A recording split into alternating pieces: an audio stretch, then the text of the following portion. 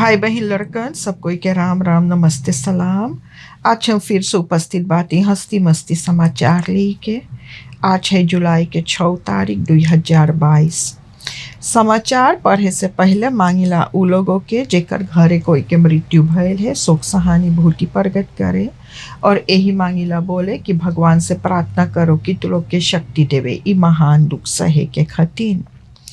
जे कोई बीमार या लाचार अस्पताल या घरे है ओके फनहार तभी तरसाब और जेकर घरे कोई नौता है ब्याह शादी छठी मूरन तो लोग के बहुत से बहुत बधाई होवे। यहाँ से हम शुरू करबे समाचार।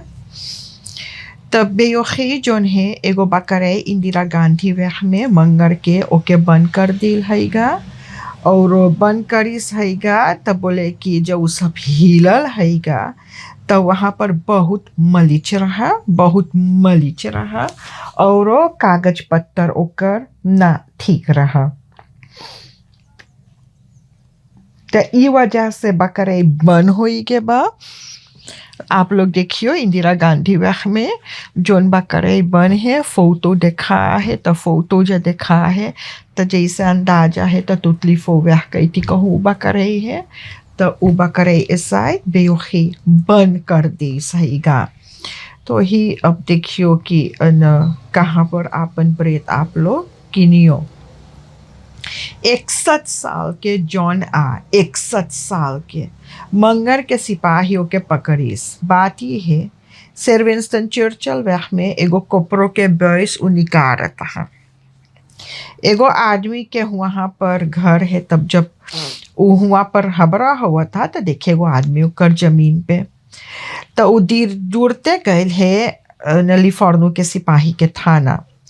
तो सिपाही संगे उजा आयल है तो देखे कि ई आदमी जोन है एगो करान निकाल चुकल रहा जोन दीवार पे लगावल रहा और करानू निकाल लिस और हुआ से पानी बहे है। ओके गम ना है कि पानी बहे वो तो करान निकाल लिस। ओकर बाद में वो पीछे गए है ड्यूरो टैंक रहा तो हुआ कोपरो के पैप रहा ओहू निकाल लिस। तब हुआ पर पानी बहता है ओके चिंता ना है तो सिपाहियों के पकड़ के बंद करिस। बात ये है कि आदमी के 7 गो फोनस हो गए बा वो और दाई जेहल में गए हुई बाकी 7 दाई के ओके फोनस हो गए बा और अब धले कि वो ग्वेंटी हो गए चोरी करे अब वो चोरियों कर धंधा हो गए है चोरियों कर धंधा हो गए तो सिपाही ले जाए के बंद करिस। निकेरी में सबन अब बरका में हुआ सफ़ा करी क्योंकि हुआ सिक्तफन वेल है। आप लोग जाने हैं सिक्तफन वेल मूस से होवे है और जब सिक्तफन वेल हुई तो बुखार लगेगा पेट झड़ेगा तो हुआ जितना कचरा हैगा सबन ली जो बड़का कचरा धले लकड़ी ओकरी सब चीज तो खबर देगा हुआ के जैसे कि कौन रो तोर गांव में आए तो उरो तो लोग के चाहिए सब कचरा बहरे धर लेवे के। अब तक 9 जने के हो चुकल है सिक्तफन वेल और में से 1 जने के देहांत हो गए बा और बोले कि हो सके 32 जने मुंगरा सिकन है इस खबर पाइस 32 जने हैगा।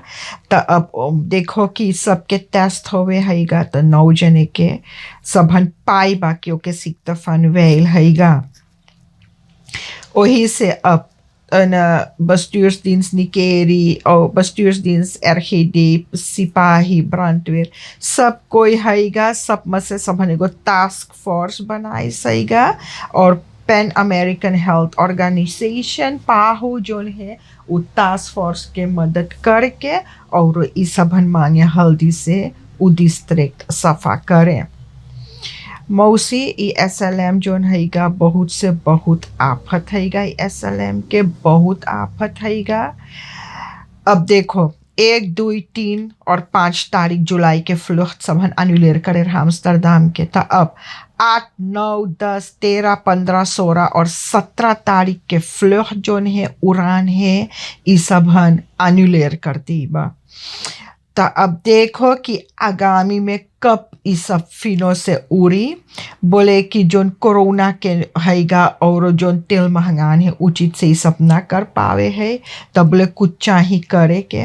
मायामी के 9, 12, 16, 19, 23, 26, 30 और 2 तारीख 30 जुलाई और 2 तारीख अगस्त के इतना उड़ान बदलाई के बा। इतना उड़ान बदलाई के बा। बोले कि फाउचर मिलेगा कि तो दूसर दातम के बुक कर सको हैगा कि तो 2 साल तक वो टिकट के पैसा इस्तेमाल कर सके है। बाकी बात ही है ऐसा बहुत भीड़ है, बहुत ढेर जने सुरीनाम आवे हैगा नौता उता के वजह में। और अब उस सब मने कहाँ पाई दूसर दातम उड़े के, उ सब कहाँ पाई दूसर दातम उड़े के। तब देखो कि अब उ सब मनई का करे हैगा। VHP, NPS, Vereniging van Economische in Suriname, सब कोई बहुत से बहुत गुस्सा रहा कि जोन विce प्रेसिडेंट मीट एंड ग्रीट कॉमवेना में बात बोले रहा। बोले इस सब हम लोग के किस टेंसल जब बदली तो हम लोग दाम पे जाबे ई ना उस सब कोई आफ्टर कर रहा वो चीज। तो अब विce प्रेसिडेंट के कहना हैगा कि बोले कि ओ जोन हैगा बोले कि न हो सके हम अपन मन के बात बोले होबे। बोले हम जोन जनता है उस सब के बात बोल ली। बोले बाकी हम ऐसे कथोरो बदुल कर ली। बोले जोन हिया रेख थे बोले ओके हम कथोरो जाबे कुछ रे बोले उ चीज ना करब हम। बोले जैसे हम बोली बोले वैसे बदुलें ना रहा। तो आप लोग जाने रहियो कि बोली से कि वैसे बदुलें ना रहा ओकर। एगो खबर आए रहा कि सूरी बैट के कमकर्तन के बरूफ भैल है 5 रेवे में। और बोले कि 30 मिलियन पैसा, कोई बोले 30 मिलियन पैसा और कोई बोले कितना पैसा रहा हुआ पर। तो अब वो बात के लिए प्रेसिडेंट खबर दीबा। बोले कि दे अरना सिपाही खबर दीबा। बोले कि देख बोले हम लोग कैटी से वो खबर ना आयल है। बोले हम लोग कैटी से वो खबर ना आयल। बोले हम लोग ना बोली बाती कि 30 मिलियन कि 40 मिलियन कि 50 मिलियन चोरी भइल है। बोले वो बात मनाई लोग बोली से, वो बात मनाई लोग बोली से। तो आप लोग जाने रहियो कि अब बे खबर ना हैगा कि कितना चोरी भइल हैगा। अब बे उ बात के खुलासा ना दी हैगा सबन कि कितना चोरी भइल हैगा।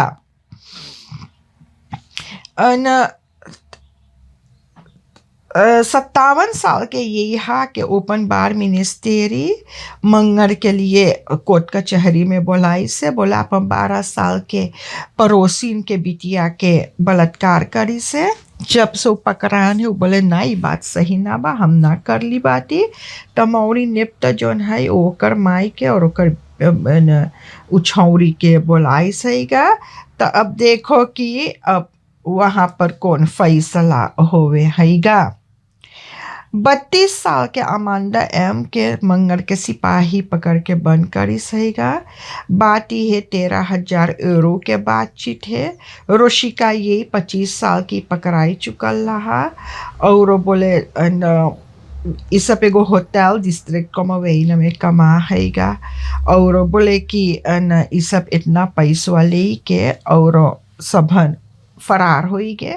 रोशिका बोले 10,000 यूरो ले चुकल रहा। तब वो जैसे सब चीज बताई 27 बात तो वो बात पे तब बोले कि अमांडा पकड़ान है 5 तारीख जुलाई के। ओहू बोल दे कि हाँ हम भी ले रही। तब दोनों जाहे अब उस सबन चक्की पीसे हैगा। OM जोन है 5 तारीख जुलाई के 2 साल के सजा मांगी से और 40,000 बुतू मांगी से और इबा विकास का और विकास बी के वास्ते जोन अन अगस्त एकवा साल में मिलल रहा अन 16 गो कंटेनर में लगभग 83 किलो कोकाइन मिलल रहा वहाँ पर के खत पकड़ान है। ई दोनों दोरो बोली सहीगा बोले कि हम लोग ना जानिला, बोले हम लोग के कुछ खबर ना हैगा, बाकी ई सब तब वो पकड़ान है। और चंद्रा अलगोर सुरेश भिक्खी इस सब के सबन विकास के खतिन लड़े हैगा और ग्रेग सीताराम भी लड़े हैगा। तब 2 अगस्त के तब पता लगी कि का और आगामी में का होई। जौन पुराना ID कार्ड हैगा सरकार मांगे 1 साल के लिए ओकर फॉरलैंगिंग होवे, उ सब इनिशिएटिव वेट एंडिंग करी सहीगा। बोले कि उ ना हैगा PVC ना हैगा बनावे के ID कार्ड वगैरह वगैरह, तब लो वही जोन मनई के फरफाल हो गया ID कार्ड, तब लो उस सब के खातिर एने 1 साल के लिए सबन मांगे हैगा फॉरलैंगिंग। तो जे 1 साल के फॉरलैंगिंग मिल जाएगा तब धले कि 1 साल के बाद सब ID कार्ड पुराना फरफाल होई। यहाँ तक रहा आज के लिए हंसती मस्ती समाचार। जो भूल चुक हुई क्षमा कर दियो। जिंदगी बाकी रही तो कल यही मोड़ पे मुलाकात होगा। सब कोई के राम राम, नमस्ते, सलाम।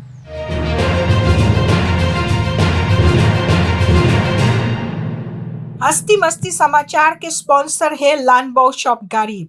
लानबाओ शॉप गरीब वो दुकान है जहां पर छोटा छोटा खिल्ला से बड़का बड़का कासी बेदी गद्दा बिका हैगा। हुआ पर सौदा पानी भी सस्ते दाम पे बिका है। चाहे जोन सामान के जरूरी भइल पहुँच जा लानबाओ शॉप गरीब, हुआ पर सब सामान मिले है। लानबाओ शॉप गरीब है इंदिरा गांधी वेग पौली निवखरौन के बगले में। पार्केर प्लाट्स भी है हुआ पर। एक फिलियाल है लेली दौरब जहाँ वाटर लेडिंग के पैसा भरा है ओकर बगले में। एक फिलियार है तुतलीफो कनाल में, हुआ पर भी पार्केर प्लाट्स है। एक फिलियाल है मार्टिन लूथर किंग वेग, हुआ पर सोतु पोस्ट के हबरा में हैगा। और एक फिलियाल है क्वाता में जहाँ पर देशकोटी ककाव है ओकर बगले में। चाहे जोन सामान मंगे खरीदे चल जा लानबाओ शॉप गरीब में। मुर्गी तैयार है, शुरू लगा दो। Lust je iets lekkers? Dan moet je zijn bij Silas Roti Shop. Gevestigd op 2 locaties. Aan de Guataweg tegenover de Tweede Rijweg, hoek Islamstraat. En aan de highway Martin Luther Kingweg, hoek Pandit Polten Tewariweg en het Mondiaal Complex. Bij ons bent u terecht voor de lekkerste roti kip, roti tops, roti roll, roti vegetarisch. U kunt kiezen uit daal, alu, paratha en sikwa roti. Verder ook nog nasi, bami, rijst, heerlijke snacks zoals samosa, bara, pulaurie, kroket, lumpia, crispy ones, enzovoorts, enzovoorts. En niet te vergeten lekkere rasgulla, rasmalai en fruitcocktails. Elke ochtend hebben we lekkere, warme belegde broodjes. U kunt ook bellen en bestellen. Check ons Facebook-page voor meer info en aangepaste openingstijden. Silas Roti Shop. Bij ons bent u terecht voor eten met kwaliteit en kwantiteit. Aan de Guataweg